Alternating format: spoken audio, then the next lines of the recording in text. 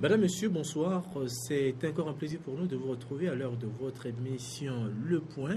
Le Point, vous le savez, mesdames et messieurs, est cette tribune consacrée aux journalistes et aux analystes politiques pour passer au peigne fin les sujets ayant marqué la une de la semaine. Et comme d'habitude, mesdames et messieurs, nous recevons pour vous des confrères avec qui nous allons passer une heure de temps pour le décryptage des sujets retenus pour le compte de ce numéro de l'émission Le Point. Nous recevons pour vous, mesdames et messieurs, Ildefonse Apaki, directeur de publication du journal La Gazette du Golfe. Ildefonse, bonsoir. Bonsoir Daniel et bonsoir tout le monde. Également sur ce plateau, Olivier Adia, directeur de publication du journal Arakiri et directeur de l'agence AfriPresse. Olivier, bonsoir. Oui, bonsoir Daniel et bonsoir à tous ceux qui sont devant leurs petits écrans. Voilà, chers invités, nous allons entamer les échanges avec l'actualité nationale, tout précisément l'actualité à Mango. Vous le savez, depuis quelques semaines, Mango est le théâtre des affrontements entre manifestations, entre populations locales et forces de l'ordre. La raison de ces affrontements, c'est tout juste l'instauration de la faune voulue par les autorités togolaises.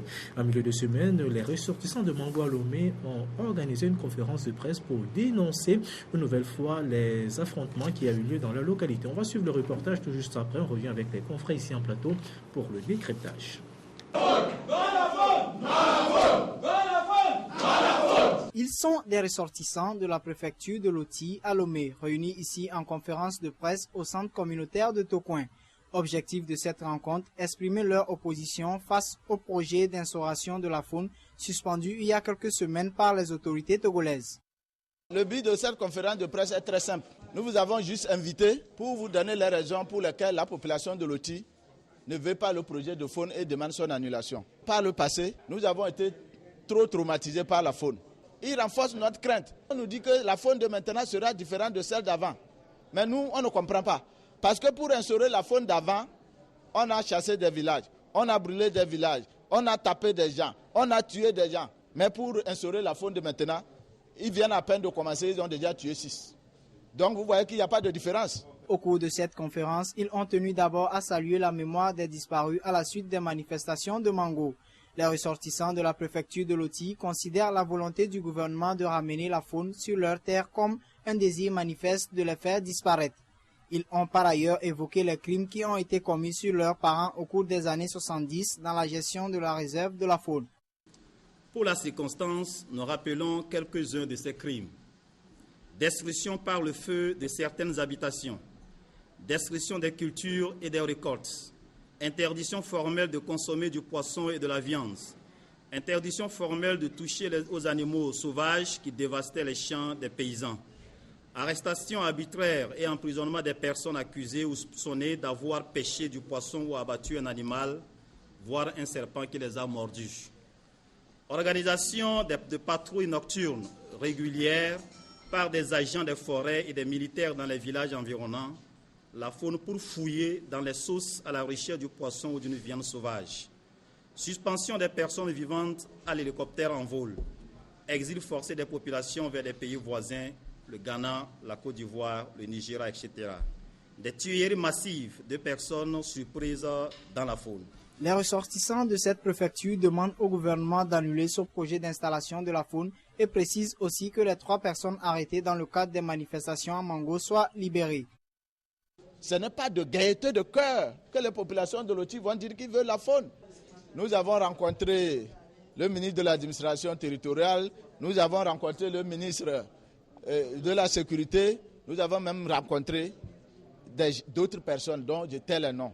Nous ne voulons pas la faune. Ils doivent libérer les jeunes là, ils n'ont pas leur place en prison. Ils n'ont rien fait, ils n'ont seulement pris le devant des mouvements populaires. Ils n'ont rien à faire en prison, il faut les sortir. Et il faut qu'on prenne un décret. Si c'est un décret, de toutes les façons, il faut que les populations de Loti sachent que le projet de faune n'est pas suspendu, qu'il est annulé. Depuis les grandes manifestations contre la confiscation des terres cultivables le 6 novembre jusqu'à aujourd'hui, 7 personnes ont perdu la vie. Voilà, retour sur ce plateau, chers invités. Vous avez eu à suivre le reportage relatant la situation, le mécontentement des populations de Mango. Olivier Adia, des mécontentements qui font suite aux nouveaux affrontements, aux nouveaux affrontements qui ont eu dans la localité. Oui, je crois que et tout ce que nous venons d'écouter, elles sont en tout cas réelles et véridiques. Et vous savez, des populations qui ont vécu ces genres de traumatisme ont le droit, ou en tout cas on peut les comprendre lorsqu'elles ont peur que ces mêmes faits puissent revenir dans leur localité lorsque on pilote un projet, donc tel que le projet d'air protégé, donc que le gouvernement ou l'État togolais, avec l'aide ou bien l'appui du PNUD et d'autres organisations veulent appliquer donc dans cette partie. Mais je crois que il faut quand même tirer des leçons par rapport à ce qui s'est passé à Mango, et puis aussi mettre l'accent sur le fait que on peut s'appuyer sur le passé pour construire l'avenir, mais on ne peut pas seulement se focaliser sur le passé, parce que lorsqu'on vit toujours dans le passé, on n'est pas à même d'évoluer, d'aller de l'avant. Donc chez nous on dit que ce n'est pas que vous avez, ou bien ce n'est pas parce que vous avez perdu un être cher par noyade que vous n'allez plus boire de l'eau. Donc il faut quand même que nous puissions accepter des projets de développement, quitte à exiger que ça soit bien mûri, que ça soit bien piloté et qu'on associe les populations. Mais moi je suis surpris, ou bien en tout cas je ne comprends pas qu'on dise totalement que certains projets ne doivent pas avoir lieu parce que dans le passé il y a ci, il y a ça. Je crois que si on va seulement se limiter à cet argumentaire, c'est que beaucoup de projets ne peuvent pas avoir ou bien ne peuvent pas prospérer parce que on trouvera quelqu'un qui dira que ce projet, entre-temps, ou bien cette situation lui a causé un dommage ou a causé un dommage à ses ancêtres. Voilà. Et Ildefonse Apaki, en suivant le reportage, on a eu à écouter l'un des responsables, même un ressortissant de Mango, je vais savoir à la personne de Binafam, qui disait que le projet est suspendu. On doit le considérer comme annulé, il n'est pas suspendu. Alors, on sait bien que c'est un projet qui va quand même apporter un plus du côté environnemental au Togo. Je crois que nous avons tous écouté M. Binafam. Et nous avons écouté également la personne qui a fait lecture de la déclaration liminaire. Ce que j'ai à dire, si gouverner, c'est prévoir, gouverner aussi, c'est être à l'écoute des populations et répondre aux préoccupations des populations. Si par le passé, les populations de Mango ont été victimes des atrocités, et qu'aujourd'hui, un tel projet qui est mis en œuvre n'a pas été le fruit d'une concertation.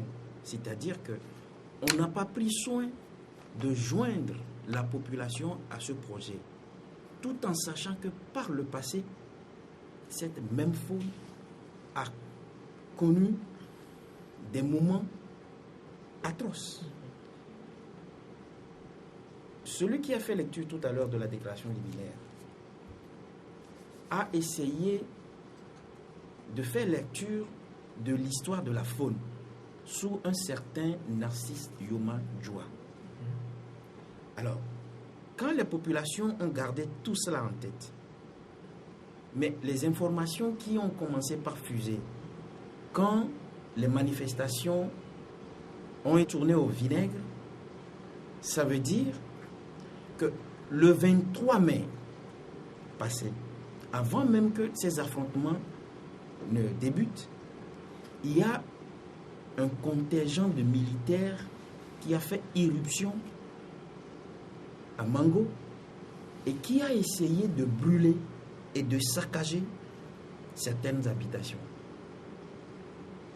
Vous voyez, il a si bien dit qu'on est juste au début de ce projet. Il y a déjà eu 6 ou 7 morts. On n'est pas encore à la suite jusqu'à la fin. Qu'en sera-t-il? Voilà. Il y a cela. Oui. Moi, ce que je ne comprends pas,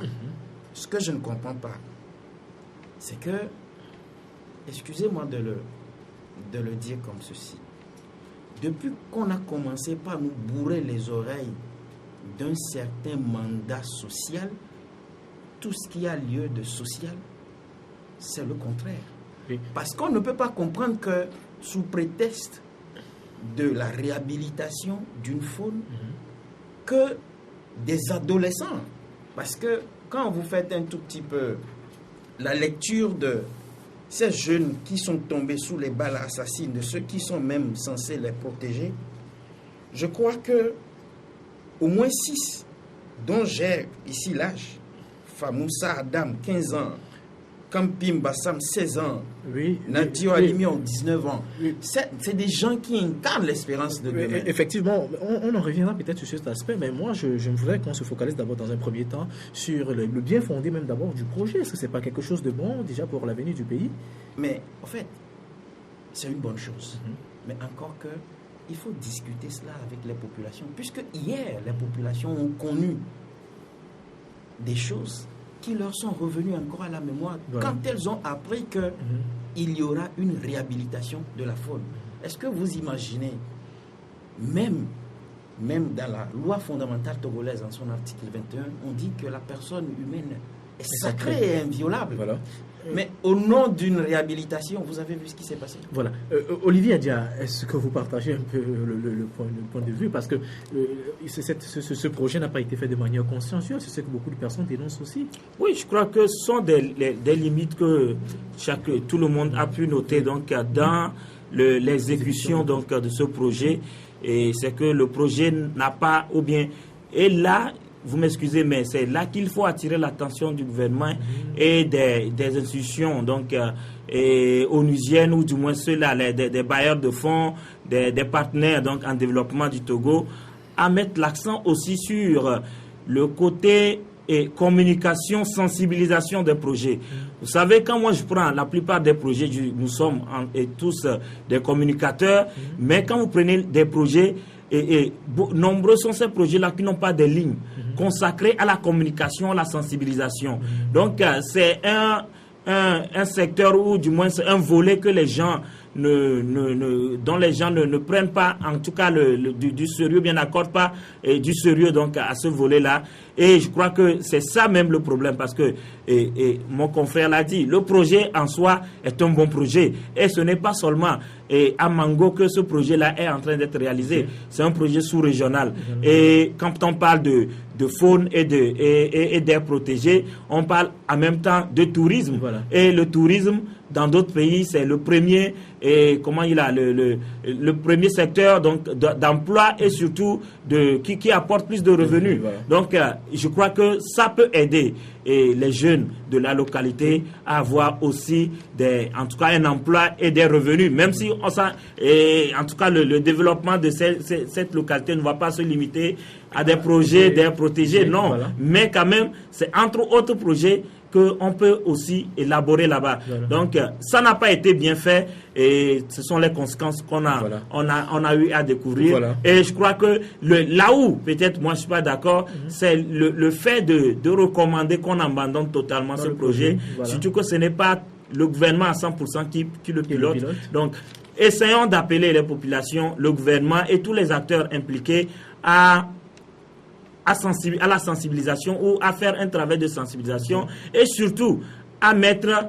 l'humain au centre de ce projet, à permettre aux populations de donner aussi leur point de vue sur la manière dont ils veulent que le projet soit fait, afin qu'après on puisse avoir ce projet et que ces populations puissent en bénéficier. Voilà, les bases même de cette démarche ont été faussées au départ. Conséquence, on a plusieurs décès, des répressions massives qu'on déplore tous, et des fonds attaqués. Oui, avant que je n'aborde ce volet, permettez-moi de mettre un accent sur un fait. J'ai eu la chance, pas plus de 2 fois, de faire un tour dans la ville de Mango. Et je crois savoir, si je reviens encore sur ce que les gens mettent dans le mandat social, que j'ai pu visiter des écoles. On dirait que ces écoles sont encore à l'étape du précambrien, ou bien à l'étape de l'Homo sapiens. Et je crois que s'il faut initier des projets, je prends l'exemple de Mango, il faut voir l'éducation, parce qu'il y a manque d'écoles, et allez-y voir l'état de ces écoles-là dont nous parlons aujourd'hui dans la ville de Mango. Quand on veut élaborer ce genre de projet, et qu'on se rend compte qu'il n'y a même pas de structure sanitaire à Mango, il faut penser à ça. Tous ces villages environnants, puisque la faune s'étend sur des kilomètres, donc on essaiera de balayer tous les villages qui sont aux alentours. Mais qu'est-ce qu'on a prévu pour ceux-là qui habitaient la zone de la faune, voilà. Est-ce qu'on a pu penser en les délogeant du fleuve Oti, où les gens sont pour la plupart résident, où ils s'abreuvent de cette eau-là parce qu'il n'y a pas d'eau potable? Est-ce qu'on a pensé creuser des forages pour que, une fois qu'on leur demandera de quitter les lieux, là où ils seront, ils auront l'occasion de faire ce qu'il y a lieu de faire? Non. Maintenant, pour ce qui est de la perte, ou bien des pertes en vie humaine, depuis l'année dernière, ou bien il y a 2 ans, je ne comprends pas pourquoi l'on s'attaque à la vie des adolescents. Si je me réfère un tout petit peu à l'histoire, Anselme Silandaré et Douti Sinaleng, usant de ce droit que leur confère la loi fondamentale togolaise, c'est-à-dire qu'ils étaient en train de réclamer leur droit à l'éducation. Et ils ont été fauchés. Fauchés par des forces de sécurité qui sont censées sécuriser ces citoyens. Anselme Silandaré avait 12 ans et Douti avait 21 ans. Quand nous prenons, ou bien nous nous amusons un tout petit peu à voir l'âge que ces compatriotes qui sont tombés la dernière fois à Mango ont, on se pose la question de savoir à quoi cela rime. Parce que il y a des compatriotes qui ont 15 ans, 16 ans, 19 ans, 32 ans, 37 ans. Et la dernière personne qui était tombée la dernière fois a 19 ans. Pourquoi? Pourquoi l'on doit chercher à ôter la vie à ces êtres qui incarnent l'espérance de demain? Et qu'est-ce qui se fait d'ailleurs quand ces êtres-là tombent? Qu'est-ce que le gouvernement fait concrètement? Parce que moi, je ne peux pas comprendre que lorsque les populations sortent pour réclamer un droit, qu'on fasse sortir l'armée. Puisque jusqu'à preuve du contraire... La police était à bout de force. Vous savez que la sortie de l'armée pour les investigations que nous avons faites obéit à des règles bien précises. Quand vous prenez l'article 149 de la Constitution du Togo, on vous dira que l'armée n'a que le droit de sortir quand le Togo est menacé. Voilà. Quand il y a une rébellion ou quand il y a une activité publique et que la police et la gendarmerie n'arrivent pas à faire ce qu'il y a lieu de faire. Mais c'était le cas. Non, en aucun cas. En aucun cas. On n'a pas demandé aux forces de défense, puisque l'armée, on l'appelle force de défense, de sortir pour faire ce qu'ils ont fait la dernière fois. Oui, mais vous savez à Mango, par exemple, on sait que la police et les trucs étaient débordés. Non. On a même appris la mort d'un commissaire. Non. Alors, qu'est-ce qu'on doit faire recours dans ce cas? J'ai dit tout à l'heure, que la sortie de l'armée obéit à des règles. Voilà. Pris comme tel, on ne peut pas comprendre. Et que ce ne sont pas des ordres oraux. On ne donne pas un ordre oral à un militaire de tirer. Les ordres, pour des militaires qui doivent tirer sur une foule, ont été toujours des ordres écrits. Voilà. Réaction par rapport à ce problème? Non, je crois que, vous savez, moi, nous sommes dans une période où, sincèrement, je crois que nos mots d'ordre doivent être l'apaisement. Voilà. Et tout ce que nous pouvons dire, c'est que le calme revienne et que les plaies soient pansées, que les populations, ceux qui ont perdu leurs frères, leurs soeurs, leurs fils ou filles, donc puissent être, en tout cas, soutenus moralement.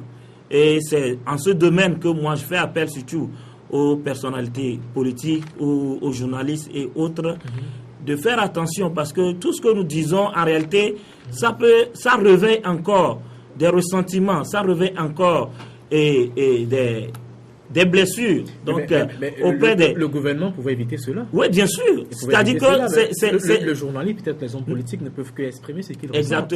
Exactement. Je crois que nous sommes dans une période où nous tous, en tant qu'êtres humains, en tant que citoyens togolais, nous avons déploré ce qui s'est passé à Mango.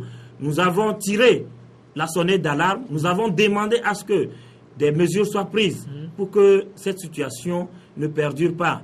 Et je ne crois pas que la mort d'un Togolais puisse être une joie ou une fierté pour quiconque que ce soit. Voilà. Que ce soit dans les rangs des forces de l'ordre comme dans les rangs des hommes politiques ou des citoyens.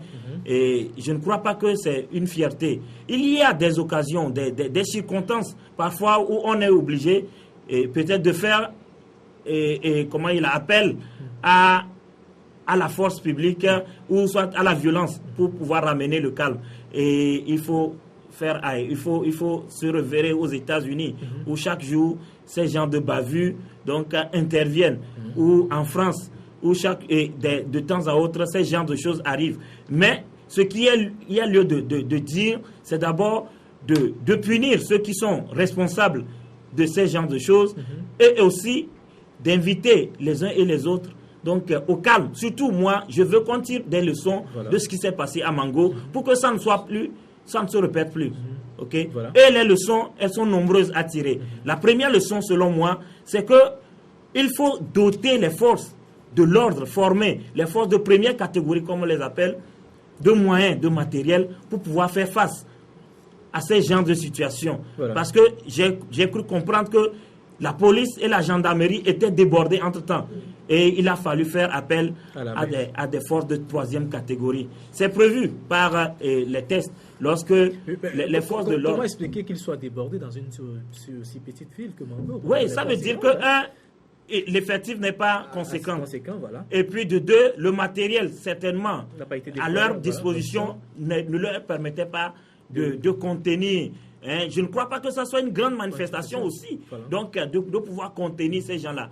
Il faut quand même appeler ceux qui sont responsables de notre police, de notre gendarmerie, à doter cette force de moyens et d'effectifs. Voilà. Ce n'est pas seulement Lomé, parce que ça se passe, les manifestations, généralement se passent bien Lomé, mais à l'intérieur du pays, on a l'impression que les débordements sont courants. Voilà. Au-delà de ça, moi, j'ai une série quand même de leçons que je tire de cette situation, mais bon, pour que le temps de parole soit équitable. Il n'y a pas de problème, je vais revenir puisque je cherche cela. Mais ce qui a choqué encore plusieurs personnes, c'est vrai qu'il y a eu 6 ou 7 personnes mortes de l'autre côté, mais de l'autre côté, au niveau des forces habillées, il y a eu un décès, mais c'est jamais arrivé, moi. D'après moi, que les populations s'en prennent jusqu'à tuer un corps habillé au Togo, mais on en est où actuellement? C'est vraiment bizarre. Bon, dans l'histoire du Togo, c'est arrivé, mais on ne va pas revenir sur l'histoire. Il faut seulement dire que c'est déplorable, parce que ce commissaire, le commissaire Mouzou, a aussi une famille, a des êtres chers qui compatissent, qui auront mal dans leur peau de voir ce qui lui est arrivé sur un terrain d'intervention. Donc, et c'est là aussi que un appel à lancer aussi aux manifestants, aux populations, que moi je ne crois pas que la violence règle en tout cas un problème dans la vie. Voilà. La violence ne règle pas des problèmes. À la fin, on finit toujours par discuter et par essayer de s'entendre.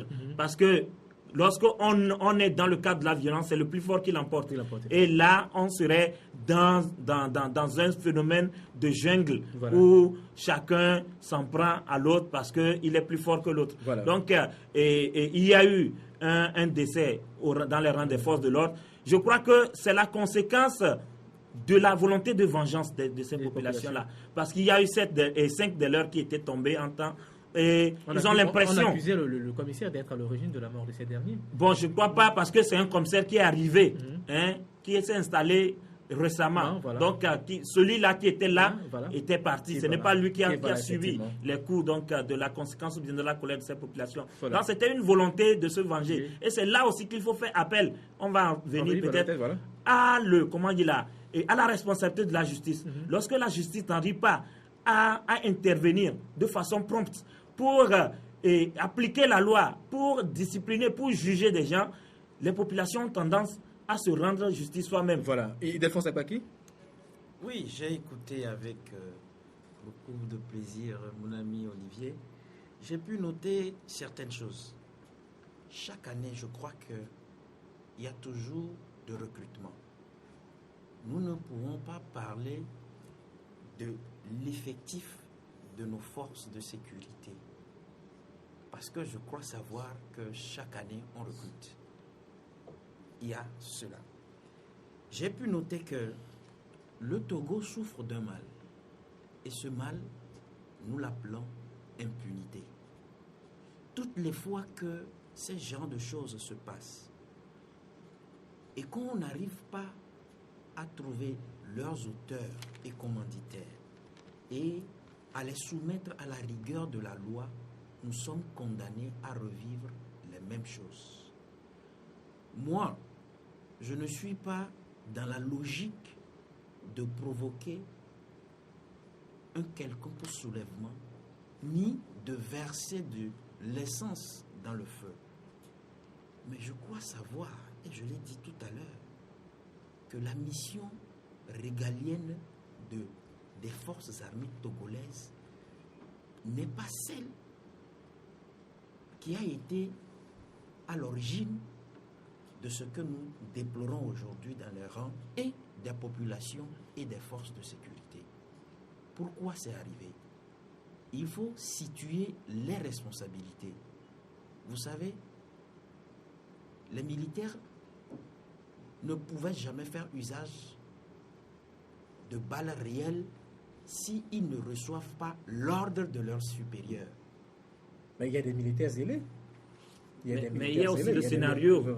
Selon la version officielle, c'est que on a tenté d'arracher des armes des mains donc d'une certaine. Ce sont des arguments, par exemple, que le ministre Yak avait essayé de donner, mais qui vraiment n'ont pas convaincu beaucoup de personnes.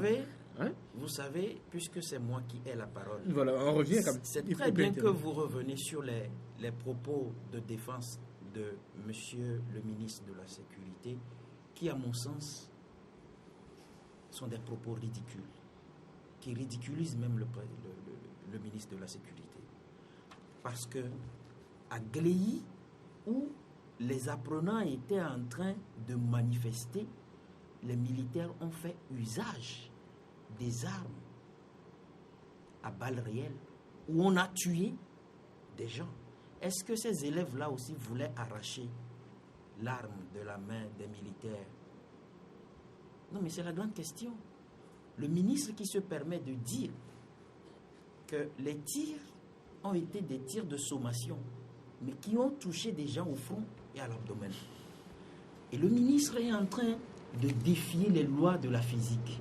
Parce que chaque fois, quand on tire en l'air, la force de la balle, en tombant, n'est pas celle qui sort de la... L'énergie cinétique. C'est vraiment ridicule qu'on nous serve ce genre de raisonnement. Et aujourd'hui, vous avez si bien dit de parler de la justice, du rôle de la justice. Ces crimes qui ont été perpétrés sur la terre de nos aïeux, quels ont été les résultats? Surtout pour des choses où on s'est rendu compte que X a fait ceci, Y a fait cela. Qu'est-ce que la justice a fait? Tant que nous n'arrivons pas à situer les responsabilités et à soumettre les auteurs et les commanditaires de ces actes à la rigueur de la loi, comme le dit la science expérimentale, dans les mêmes conditions de pression et de température, les mêmes causes produisent toujours les mêmes effets. Voilà, c'est une belle transition qui va nous permettre peut-être d'avancer dans les échanges partout parler. Non, mais pour terminer, non, il faut dire que je crois qu'il y a eu des annonces donc de la part du gouvernement, des mesures qui ont été prises et ceux-là qui les forces de l'ordre qui sont en garde, et en tout cas qui ont été arrêtés.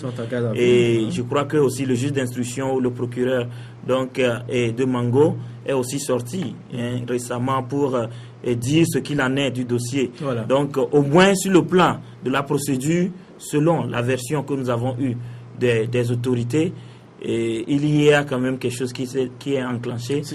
Espérons seulement que ça puisse donner des résultats probants et très rapidement. Est-ce que ce ne sont pas des déclarations intentionnelles, tout juste comme ça? Oui, non, mais si on est aussi on est habitué à des déclarations oui, bien sûr. Mais là,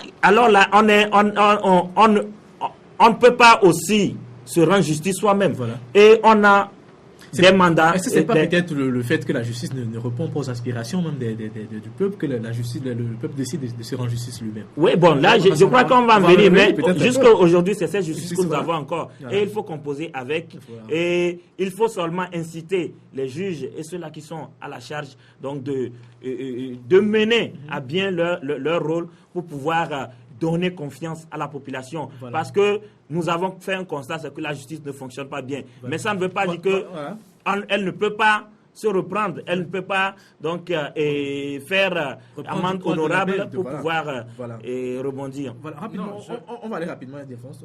Non, je voulais juste placer un mot. C'est vrai que les mesures ont été prises. Ce que moi je condamne dans ces affaires de Mango, c'est le silence du chef de l'État. Ça, il faut qu'on en revienne là-dessus. Parce que nous ne pouvons pas comprendre que quand on tue les Français en France, le chef de l'État se prononce. Et quand les forces de sécurité ou bien les forces armées togolaises commettent des bavures ici, que le chef de l'État se taise. Parce que c'est lui justement qui est le chef de la famille du Togo. Mais vous ne pouvez pas être chef d'une famille et demander à vos enfants quand ils se battent, demandez qu'ils continuent toujours par se battre. Tant que vous-même, vous ne dites rien. Le chef de l'État nous a dit dans ce pays que plus jamais ça. En 2005, plus jamais ça. Il y a eu Dapaon, il y a eu Grey, il y a Mango, et s'il se tait, il y en aura. Alors, on va pas prédire. Non, mais est-ce que les mesures qui ont été annoncées, vous croyez que c'est tombé, et en tout cas, c'est nihilo? Je crois que si... de demander à ce que s'il parlait, oui, ça apaiserait. Mais vous savez, moi j'ai toujours dit que je préfère les actes ou les paroles. Voilà. Je crois que si on demande aux forces armées de se retirer de Mango, c'est mieux qu'on le dise et que ça ne s'exécute pas. Voilà. Donc les actes valent mieux que les paroles. Oui. Et je crois qu'il y a eu des actes, c'est une bonne chose. Maintenant, espérons que peut-être à la longue, ce projet-là et les populations puissent s'entendre autour de ça, et que ça puisse être appliqué. Mais ça serait juste une bonne chose si le chef de l'État se prononçait. Oui, bien sûr, ce n'est pas une mauvaise chose. Mais il était là, il était à Paris pour Charlie, il s'est prononcé également la dernière fois sur on espère vraiment que ça se fasse aussi sur nous au Togo, parce qu'il y a plusieurs personnes également qui ont perdu la vie. On va quand même avancer, chers confrères, parce que vous avez pris un peu de mon temps. On va avancer tout simplement toujours pour rester dans le contexte même de la justice, parce que la justice togolaise organise une série de journées portes ouvertes. C'est peut-être l'occasion pour nous de nous intéresser même sur le fonctionnement de cette justice, dont les pratiques sont décriées de part des uns et des autres. Delphonse Apaki, Olivier Adja, on en parlait tantôt, la justice togolaise, on a l'impression aujourd'hui qu'elle ne fait plus trop son travail. Bon, on ne va pas dire que la justice ne fait pas son travail. La justice fait son travail, mais elle ne fait pas bien son travail. C'est peut-être différent. C'est parce que la même chose. Oui, non. Quand vous savez, quelqu'un ne fait pas son travail, ça veut dire qu'il ne fait pas comme il se doit, peut-être. Oui, peut-être. Sur cet angle, oui. Voilà. Parce que, vous savez, la justice dans un pays, c'est le socle, le fondement, et je dirais même la fondation donc d'une république qui se veut moderne. Et en réalité, si la justice arrivait à jouer pleinement son rôle, je crois qu'on va minimiser, ou certains problèmes seraient très minimisés. Mais même ce qui s'est passé à Mango, si les populations avaient confiance en la justice, c'est simple.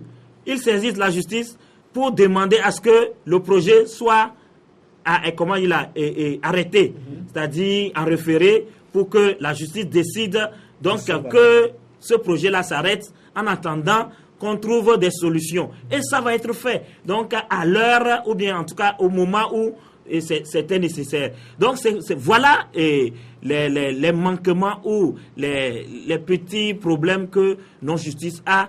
Et étant donné que les populations ont perdu confiance en justice, elles n'arrivent plus à faire appel à la justice et c'est la porte grandement ouverte à tous les problèmes, à toutes les dérives. Parce que, et là, permettez-moi de revenir sur ça, c'est les lynchages ou soit le phénomène qui est en vogue dans notre pays, à savoir la vindicte populaire. Voilà. Parce que c'est la conséquence en réalité de la perte de confiance que les populations ont en la justice.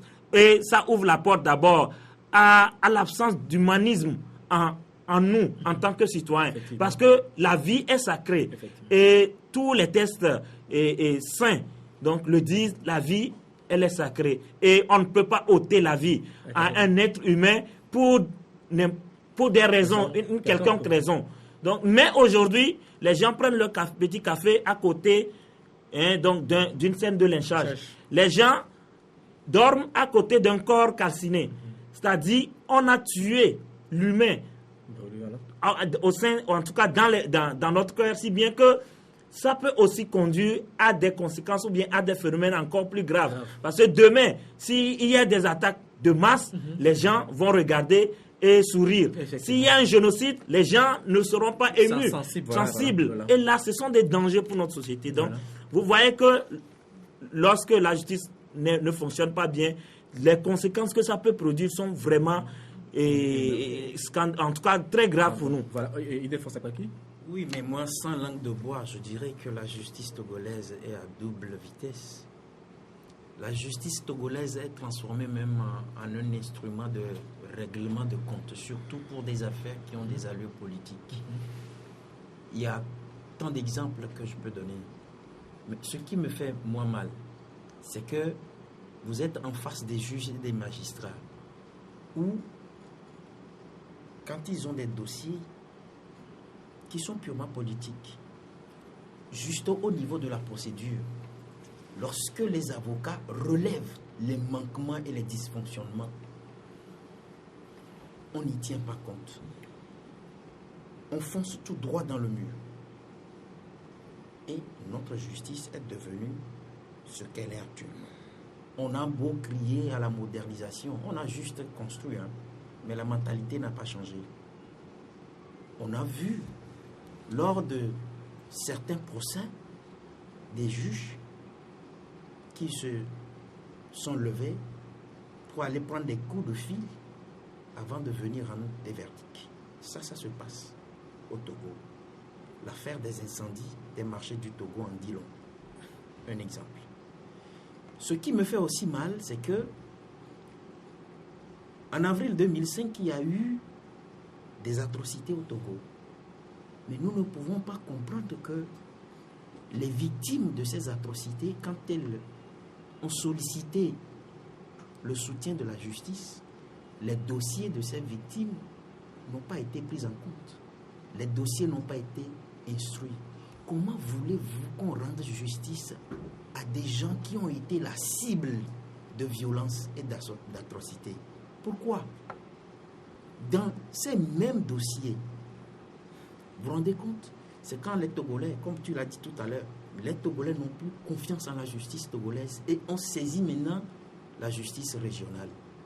La Cour de la CEDEAO a plusieurs fois condamné l'État togolais dans des procès ou dans des arrêts qui ont été rendus au Togo, qui normalement devaient demander à l'État togolais de revoir sa copie.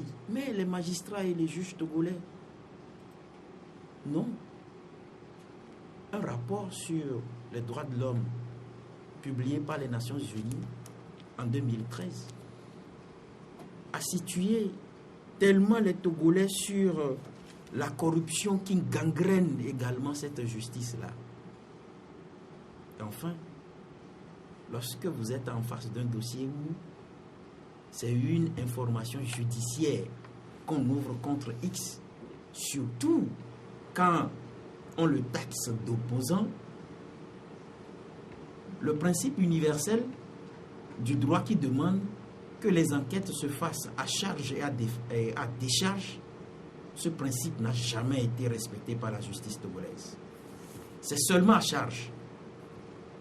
J'en ai pour preuve. Voilà. Les jeunes qui aujourd'hui sont répartis dans les prisons du Togo pour avoir incendié. Mais la justice dit qu'ils sont des présumés. Maintenant, au lieu qu'on les décharge en leur accordant la liberté provisoire, ils sont là. L'exemple du ministre Bojona en dit long également, parce que le ministre est en détention préventive. Vous savez que l'escroquerie, sa peine, c'est 3 ans. Maintenant, la prévention, la détention préventive dit que quand vous faites la moitié de la peine, vous êtes en liberté. Voilà les erreurs de la justice. Voilà. Et on disait tantôt que la justice est corrompue. Non, les Togolais contribuent à ce qu'elle soit corrompue, notre justice. Non, je crois que si on ne corrompt pas les juges, est-ce que... En réalité, la justice est à l'image de notre société. Voilà. Parce que notre société, elle est gangrénée. Et les juges, ce sont d'abord des frères, des gens qui sont membres à part entière de notre société. Et nul n'est épargné dans cette affaire.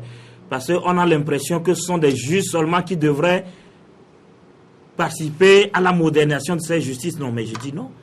Parce que autant le gouvernement que la société civile, autant vous et moi, nous devons collaborer donc à ce que la justice soit équitable, à ce que notre justice soit moderne. Voilà. Parce que lorsque vous avez un problème avec la justice, quel est votre premier réflexe? C'est d'aller chercher un frère qui connaît un juge, un frère qui connaît un huissier par ici, ou bien pardon, un greffier plutôt, pour lui dire aide-moi à trouver celui qui est sur le dossier. Alors là, il y a un problème. Mais au-delà de ça, je crois que nos juges, il faut aussi dire qu'il y a des juges qui sont vraiment de bons juges. Ouais. Et là, peut-être que, comme on le dit, c'est parce que l'ensemble, donc bien la majorité est corrompue, qu'on trouve que tout le monde est corrompu. Voilà, sinon, il y a des gens qui font un très bon travail, il faut leur tirer chapeau. Voilà. Mais dire que cette justice a ses faiblesses. Et il a cité certains dossiers, le dossier Bojona, d'autres dossiers encore. Oui, il y a eu vraiment des problèmes au sein de ces dossiers. Mais les plus grands dossiers, ce ne sont pas politiques. Les plus grands dossiers, le plus grand nombre de dossiers au-devant la justice, ce sont des dossiers d'ordre social. C'est le foncier qui tire la tête. Mais encore, si on se base sur les dossiers politiques comme le dossier des incendies, il y a aussi à redire. Parce que, étant donné, et aussi bien que la justice, elle n'est pas équitable dans ce dossier, il faut dire aussi bien que les gens ont profité. Parce que, vous savez, les petits, ceux qui sont gardés aujourd'hui, ce sont des gens qui n'ont pas d'influence, qui ne sont pas connus. Mais ceux-là qui étaient dans ce dossier, qui ont des influences, qui sont des politiques, qui sont connus, ne sont plus aujourd'hui en prison. Voilà. Oui, c'est la faute à qui? C'est la faute à la justice. Mais tout le monde en profite. Voilà. Aussi bien que ces personnalités politiques qui sont de renom ont profité de ça, aujourd'hui, ils sont où? C'est-à-dire que la justice est inéquitable, mais voilà. Puisqu'on en profite, on ne dit plus rien. Voilà. Et là, c'est aussi ça le danger, parce que dans le même dossier, on accuse des gens de la même chose, mais ils ne sont pas logés au même enseigne. Certains sont en liberté parce qu'ils sont des personnalités politiques, d'autres sont en prison. Voilà. Et il faut le dire, autant dire que la justice est corrompue, autant dire que la justice est inéquitable, mais il faut aussi mettre l'accent sur ces genres de choses. Mais moi, c'est le foncier plutôt qui m'intéresse le plus, parce que c'est là où les dossiers sont encore plus graves. Parce que les gens font de ce problème un fonds de commerce où les juges se cyclent par-ci, par-là, des auxiliaires de justice, les avocats qui sont à la fois et qui défendent à la fois le client et l'adversaire. Donc, voilà, ce sont des problèmes que la justice a. Voilà. Maintenant, comment faire pour qu'on puisse trouver des solutions? Voilà. C'est là la plus grande, ou bien le plus grand problème qu'il faut trouver, ou bien en tout cas la plus grande équation à laquelle il faut trouver une solution. Voilà. Rapidement, vous avez mis un accent sur le foncier. C'est vrai. Mais c'est ce qui fait aujourd'hui que la justice togolaise est mal vue. Ce sont ces affaires politiques que l'on ramène maintenant devant les cours internationales. J'ai cité tout à l'heure la Cour de la CEDEAO. La Cour de la CEDEAO a rendu des verdicts où je vous dis que tous les dossiers qui ont été renvoyés là-bas, l'État togolais a été condamné. Alors qu'à l'intérieur, ce que les juges et les magistrats ont fait, c'est du bordel. La justice togolaise est très injuste. Moi, j'ai cité des exemples. Et je maintiens ces exemples-là. Vous dites aujourd'hui que, et vous aussi, Daniel, vous avez dit, est-ce que la population... Oui, elle contribue, c'est une réalité. La population n'a pas fait le serment de dire le droit. Rien que le droit. Mais la population, on sait après tout que ce sont des hommes. La population n'a pas fait... résister on ne défend pas cette action, mais... La population, je ne serai jamais d'accord avec vous. Voilà. La population n'a jamais fait le serment de dire rien que le droit. Mais elle n'a pas aussi obligation de se taire quand ça ne va pas, parce qu'elle n'a pas fait. Puisque si vous dites cela, ça veut dire que même quand ça ne va pas, puisqu'on n'a pas fait serment, on ne dit rien. Non mais. Alors si on ne dit rien, on participe aussi. Quand il faut dire le droit, il revient au juge de dire le droit, sans se référer à ce qui se passe voilà. Non, c'est justement ça. Et c'est ce que nous condamnons au Togo. Moi, c'est une interrogation, c'est une question que je pose. C'est pas forcément que j'approuve cela, c'est une question que je pose. Et c'est un constat réel. C'est un constat vraiment réel. Et puis, aujourd'hui, j'ai pu noter que dans tout ce que nous avons comme dossier, il a cité les fonciers. Mais il y a 2 semaines, on parle d'un député qui a escroqué un pasteur. Et depuis là, la justice est là, trimballée. Ce sont les gros bonnets, ceux qui sont toujours ces hauts perchés, qui ont des bras longs au niveau du pouvoir, qui font ça, qui ont rendu la justice du Togo dans cet état-là. Parce que un pauvre qui a un problème et dont la justice doit s'en prendre, doit s'en épargner, ne peut jamais corrompre un juge. Parce que le pauvre n'a pas de soutien. Ceux qui ont rendu la justice togolaise dans cet état-là, ce sont ceux qui dirigent et le pays et les gros bonnets. Voilà, on va sur cette analyse avancer dans les échanges. On va nous rendre directement au Burkina Faso pour saluer cette maturité politique dont a fait preuve le peuple burkinabé en participant à des élections libres et transparentes. On va suivre quand même ce reportage. Tout juste après, on reviendra pour les analyses ici en studio.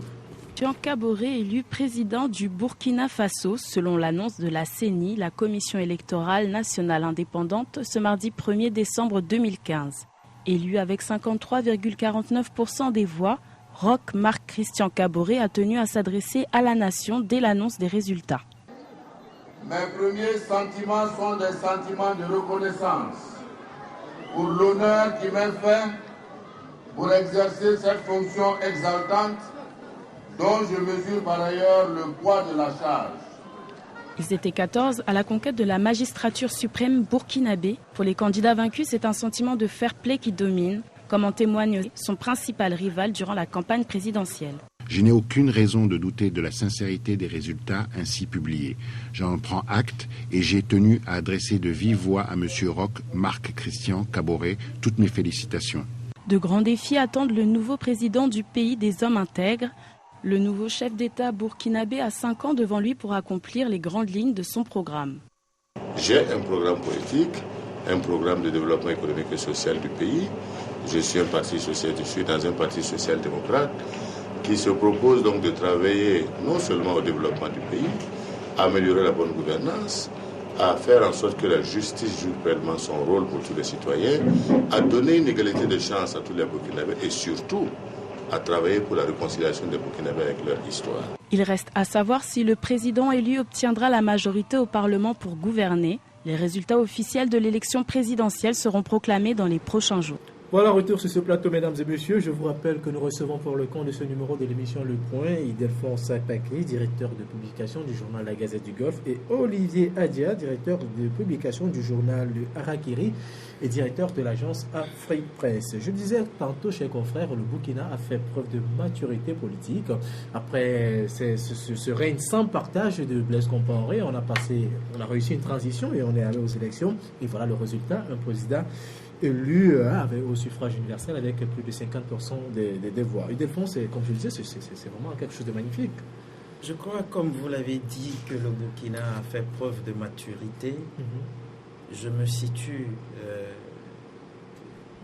dans la même lignée pour rendre hommage avant tout à toutes ces personnalités qui ont pu gérer pendant la période intérimaire le pays.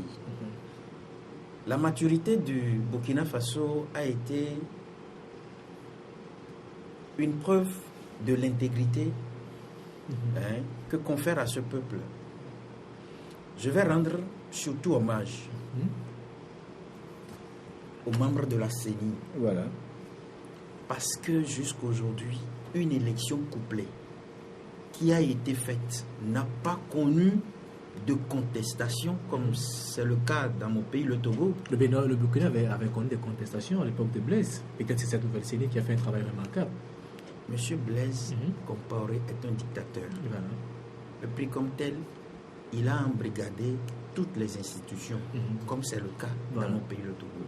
Je rends hommage aux membres de la CENI parce que le président ne s'est pas réfugié seul dans une salle pour donner les résultats, comme ça a été le cas le 28 avril dernier au Togo. Ça a été un travail collégial. C'est des exemples que nous devons prendre, c'est des leçons que nous devons tirer de cette maturité politique de ces hommes intègres. Je vais rendre aussi hommage à l'armée du Burkina Faso, qui est restée aux côtés du peuple. Cette armée-là, on lui tire chapeau. Nous voulons que ça soit ainsi aussi au Togo. Que l'armée ne se penche pas d'un côté, mais que l'armée réponde aux aspirations du peuple, comme ça a été le cas. Aujourd'hui, on a eu une présidentielle et des législatives. Aucun remous, aucune contestation. Le Burkina est devenu aujourd'hui, comme je l'ai dit sur un certain nombre de plateaux, le nouveau laboratoire de la démocratie en Afrique. Voilà, Olivier, c'est une scène qui nous a marqué. On a assisté à cette scène un peu partout dans certains pays en Afrique, déjà où le vaincu appelle le vainqueur pour le féliciter. Ça s'est passé avec Zéphirin Diabré qui appelle Roch Marc Christian Kaboré pour reconnaître sa victoire. C'est vraiment une scène qui encourage la démocratie, qui montre que le pays est en plein pied dans la démocratie. Oui, je crois que le Burkina a donné une très, très grande leçon à l'Afrique et partant au monde entier. Et c'est là qu'on oublie. On croit que les Africains sont toujours derniers en matière de démocratie ou de bonne gouvernance. Et je crois que, vous savez, moi, ce qui s'est passé au Burkina me fait dire que, en réalité, ce sont des circonstances qui font d'un peuple ce qu'il est.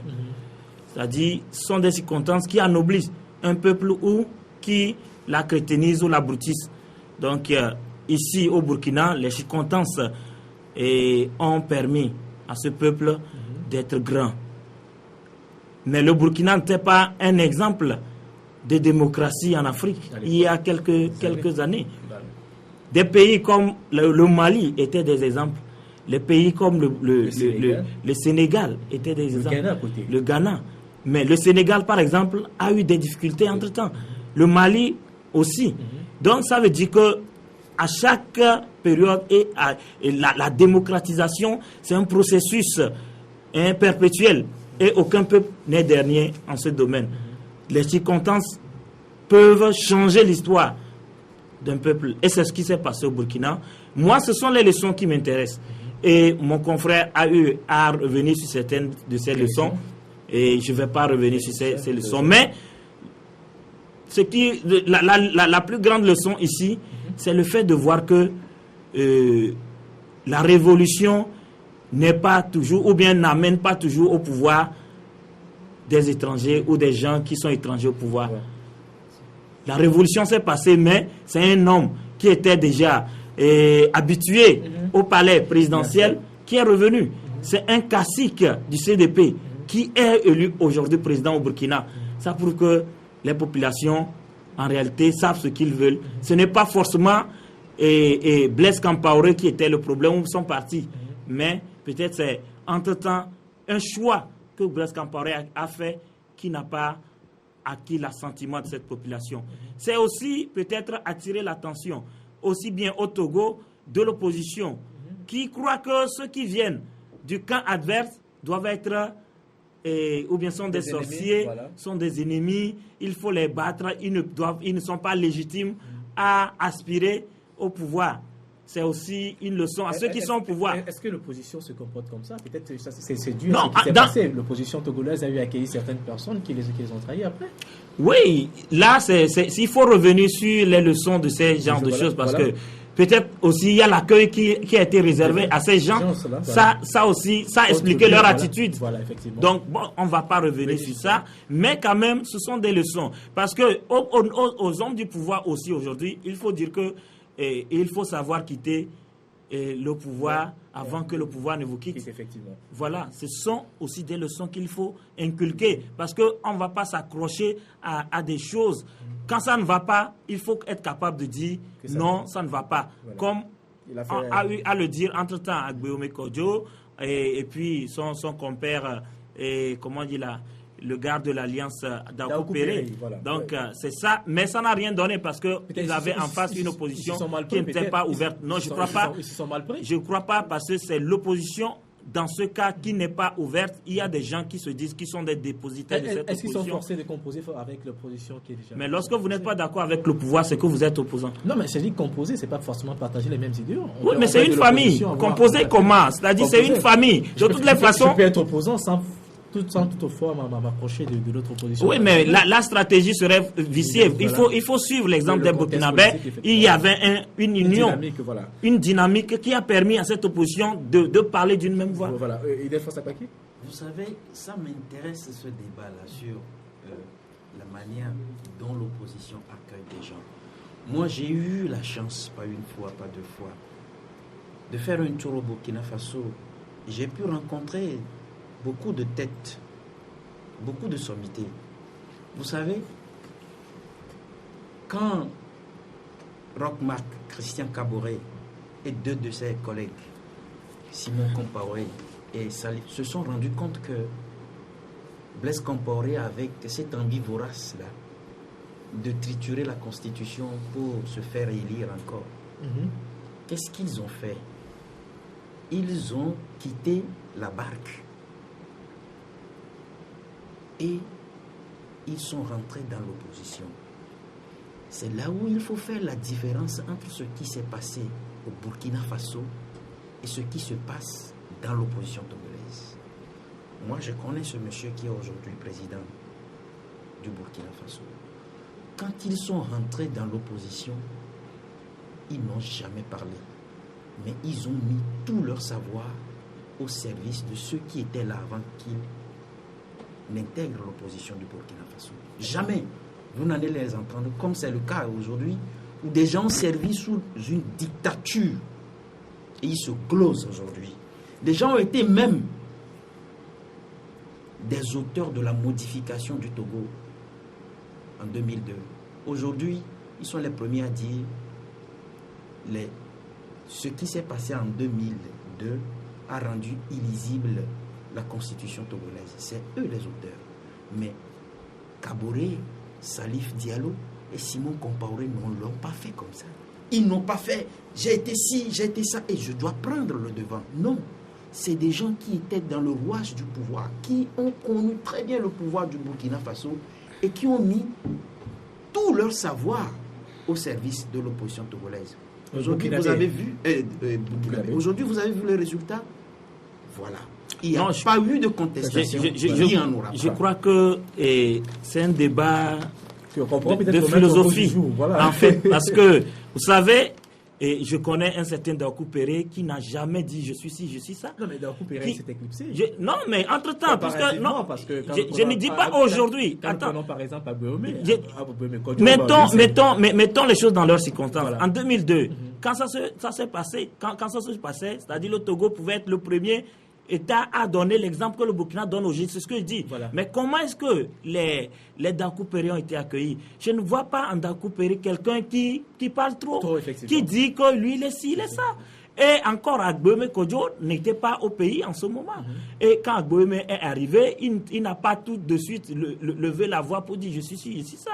Donc c'est au fur et à mesure que les choses continuent, et je crois même que cette déclaration ne date pas encore de 5 ans, quand il met en avant aussi comment il a ses compétences. Et puis, dans ce cas, nul ne peut occulter son passé. Nous tous, nous avons un passé qu'il faut gérer, ou bien en tout cas qu'il faut assumer. Voilà. Soit certains font ce qu'ils veulent de leur passé, certains tirent du bien, certains tirent du mal, mais chacun assume son passé tel qu'il l'a géré. Et là, on ne peut pas demander à des gens d'oublier leur passé pour faire... Ne pas le mettre quand même au devant des trucs, quand il y a des choses plus importantes à faire. Oui, mais c'est-à-dire... Au Togo, on a cette attitude à enlever le débat de certains contextes. Voilà, si on revient au contexte, il y a beaucoup de contextes qui peuvent expliquer des attitudes et des comportements. Olivier, on aura le temps peut-être d'aborder cet aspect de la chose dans une autre émission. J'espère que tu seras toujours des nôtres. Merci également à toi, Ildefonse Akpaki. Je rappelle que j'étais avec vous, Ildefonse Akpaki, directeur de publication du journal La Gazette du Golfe. Et merci également à vous, Olivier Adja, directeur de publication du journal Arakiri et directeur de l'agence Afri-Presse. Merci d'être passé sur ce plateau. Merci également à vous à la maison de nous avoir suivis. On se retrouve la semaine prochaine, même heure, même chaîne, pour un tout nouveau numéro de votre émission Le Point. Au revoir.